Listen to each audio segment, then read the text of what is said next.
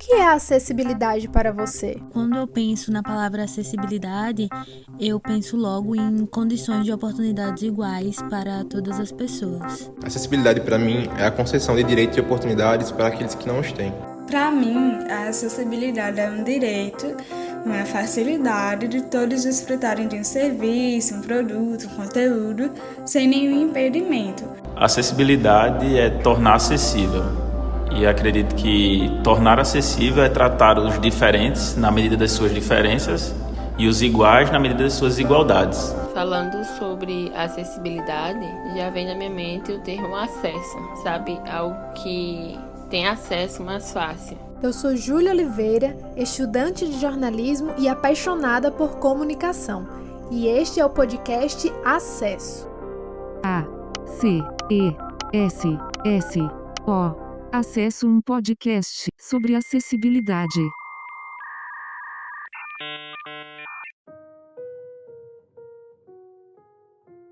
O Estatuto da Pessoa com Deficiência define acessibilidade como possibilidade e condição de alcance para a utilização, com segurança e autonomia, de espaços, mobiliários, equipamentos urbanos, edificações, transportes, informação e comunicação.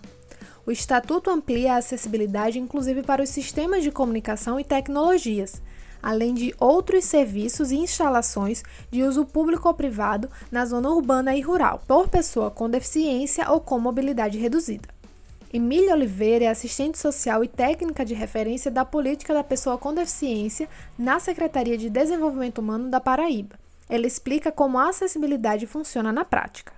O cadeirante ele poder chegar com o carro, digamos assim, ou até no ônibus, vai da saída da casa dele até o local onde ele quer estar, né? E aí envolve várias outras questões. Transporte público que ela vai pegar, o translado, né, digamos assim, da residência dela até a parada de ônibus. E o percurso também envolve muito. E até a chegada para esse local. E aí ele precisa ter essas sinalizações, né? A rampa é acessível, o espaço também para a cadeira de roda passar. Ele poder realmente sair de casa tranquilo, sabendo que ele não vai precisar estar chamando fulano, cicrano, para muitas das vezes tirar ele da cadeira, colocar ele lá dentro de um carro ou do ônibus, depois fechar a cadeira dele e colocar de lá. E depois vai ser um outro transtorno para ele sair. Outra pessoa, outro indivíduo vai precisar ir lá, tirar ele, colocar ele de volta até ele chegar. Infelizmente, nem sempre a acessibilidade foi uma garantia para pessoas com deficiência.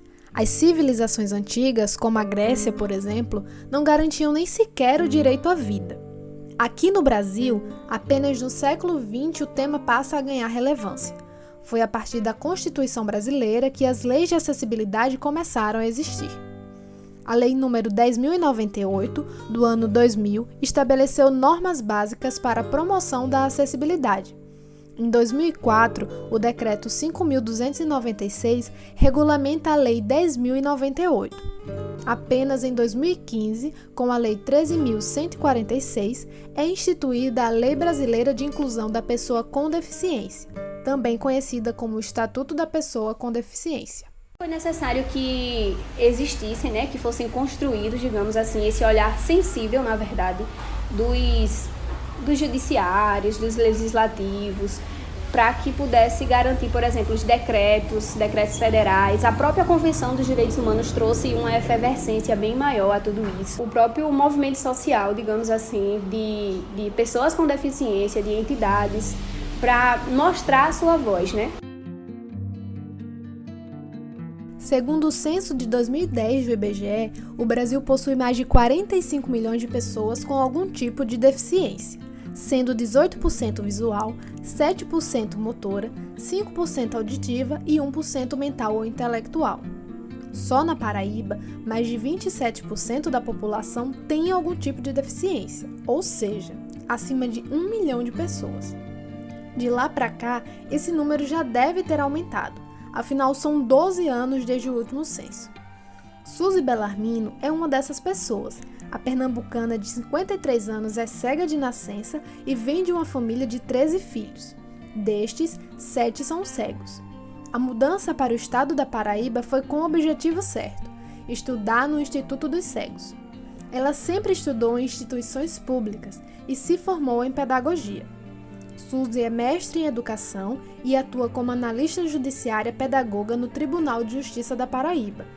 Suzy conta o desafio diário para que a acessibilidade seja estabelecida. Costumo dizer que qualquer pessoa com deficiência que teve que estudar, trabalhar, andar nas ruas, casar, ter filhos, tem um histórico de luta pela acessibilidade.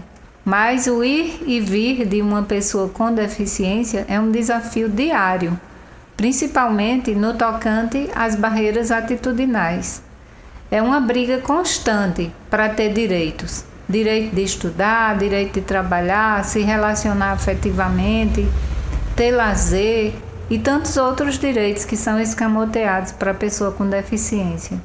Suzy é presidente do Conselho Estadual dos Direitos da Pessoa com Deficiência, que foi criada em 2003 com o objetivo de implementar, efetivar e fiscalizar as políticas públicas, além de garantir os direitos da pessoa com deficiência. A luta dos conselhos é diária, né? Sempre que somos demandados, tanto por parte do poder público quanto por parte das entidades que representam as pessoas com deficiência nos conselhos, nós estamos atentos para acompanhar as denúncias e fazer uma escuta em cada município do estado onde hajam violações de direitos. As principais denúncias que a gente recebe é na área da educação, saúde, transporte, falta de acessibilidade, falta de órteses e próteses, concessão de laudos, a questão do passe livre. Então são denúncias assim bem marcantes na atuação do Conselho. Com a chegada da internet, estamos sempre conectados e cada vez mais usamos os smartphones, computadores e aplicativos. Eles estão presentes em atividades como pagamentos bancários, consumo de notícias, compras online, curso à distância e vendas. Um comportamento que se intensificou ainda mais com a pandemia da Covid-19 que surgiu em 2020. Dados da Pesquisa Nacional por Amostra de Domicílio Contínua, do IBGE, mostram que em 2019 a Paraíba tinha mais de 70% dos domicílios com acesso à internet. Os smartphones são os principais equipamentos usados.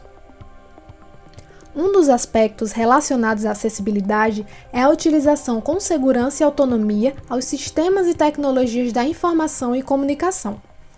A acessibilidade digital permite a eliminação de qualquer barreira na web, permitindo que todas as pessoas possam perceber, entender, navegar e interagir de maneira efetiva com as páginas.